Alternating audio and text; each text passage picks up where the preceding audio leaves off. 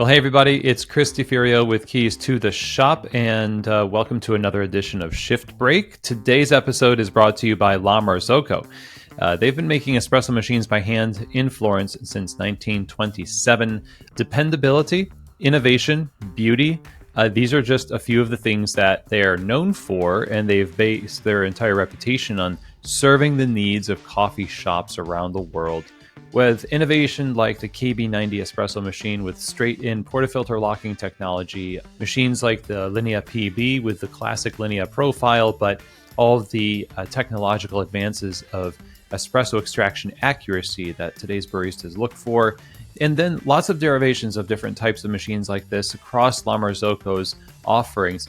This is a cornerstone of how you produce the products that your customers know your brand by, so you've got to select the best, and I think choosing a La Marzocco for your cafe is one of the best choices you could make. So again, check them out, lamarzocco.com.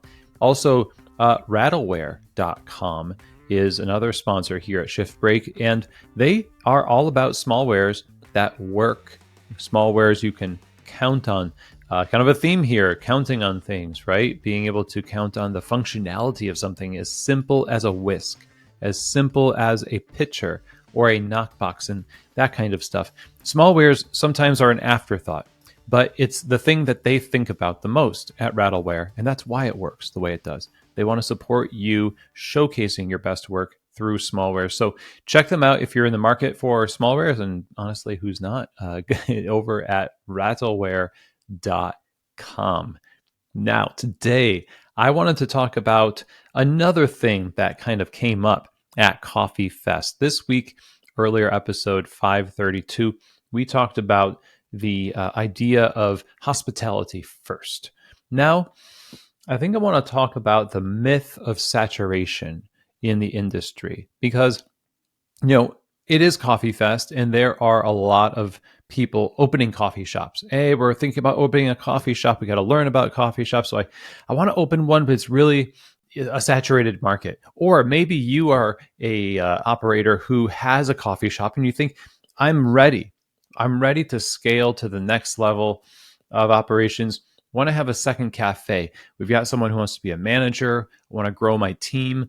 And, location one is really good and we've got our systems dialed in. Now is the time. But the thing is, does this shop, run the risk of being swallowed up by the competition? Or is there a saturation in the industry right now in this town where we can't have another coffee shop?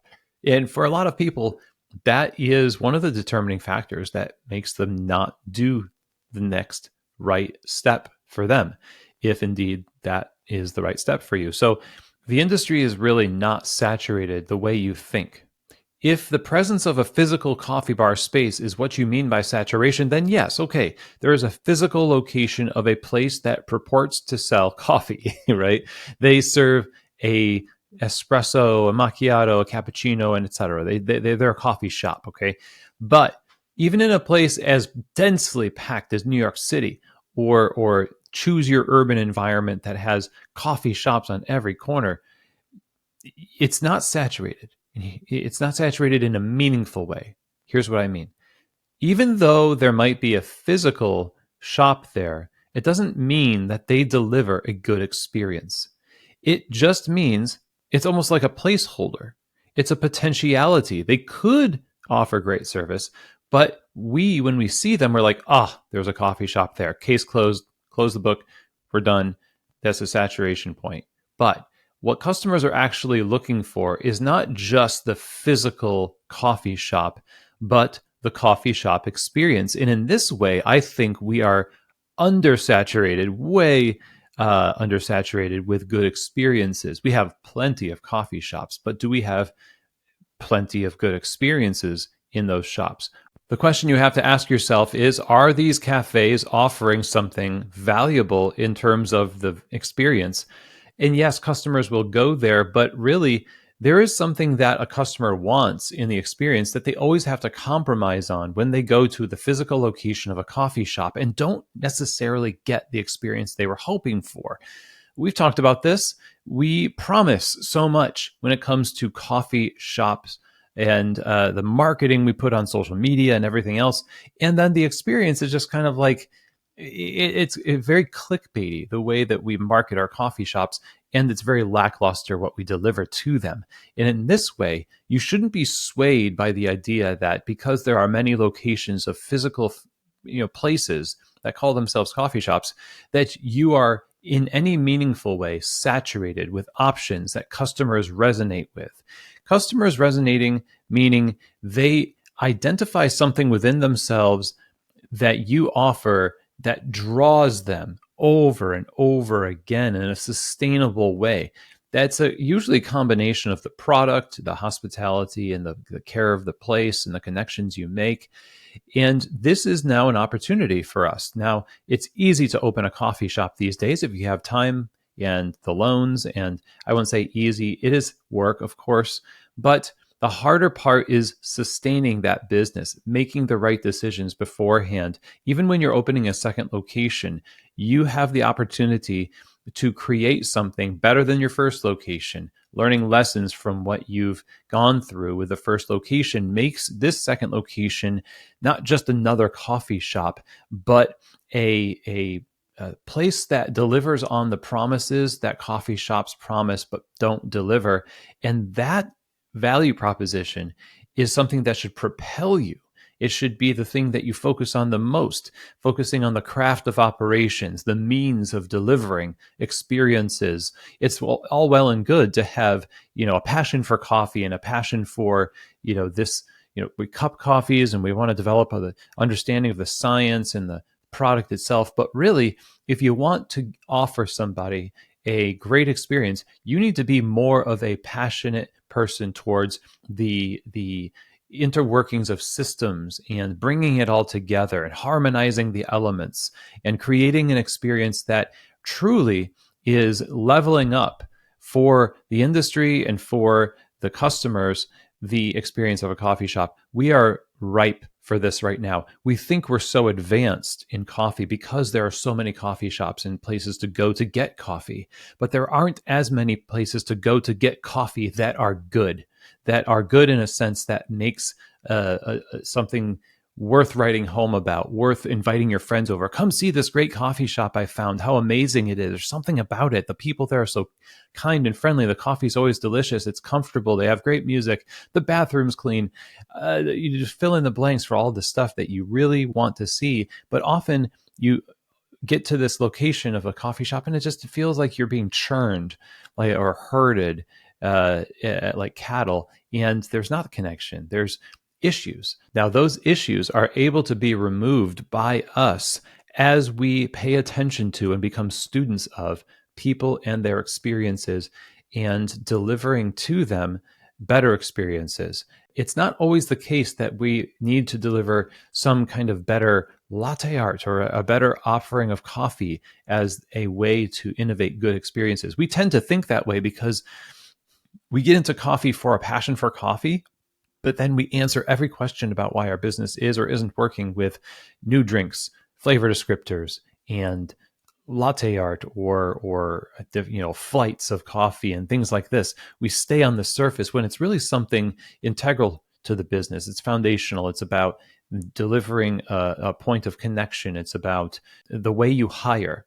The things that you've learned up until this point are meant to allow you to operate something better in the future. And if we're not paying attention to the operations, then we're not going to be able to build something better. And we will just open a second location with no lessons learned, just trying to go on what the industry tells us to do or what our first cafe did, but never really leveling up what we offer customers. And so the cycle continues. More and more coffee shops get established. And then more and more we see, we're trying to get the customer to forget about the dysfunction of our bar and wow them with, the flavor profiles and everything else. We're begging people to give us toxic amounts of grace for the things that at the base level of professional integrity we should be focused on as operators. And so here is the point. The industry is really not saturated the way we think.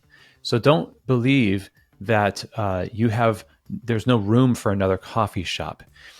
There's room for more coffee shops, and especially room and a need for better coffee shops. More better coffee shops, fewer bad coffee shops or poorly thought out coffee shops, fewer coffee shops that are just there for ego or there because there's no good reason to open this place except for it was too good of an opportunity to pass up and that kind of thing.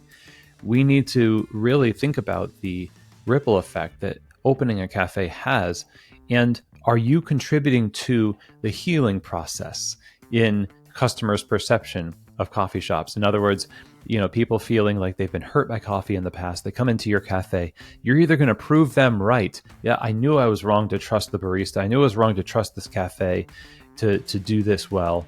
And I still need caffeine. I'm addicted, so I keep going. And so you look at the numbers. Well, no one's complaining. Well, they keep coming and buying this stuff.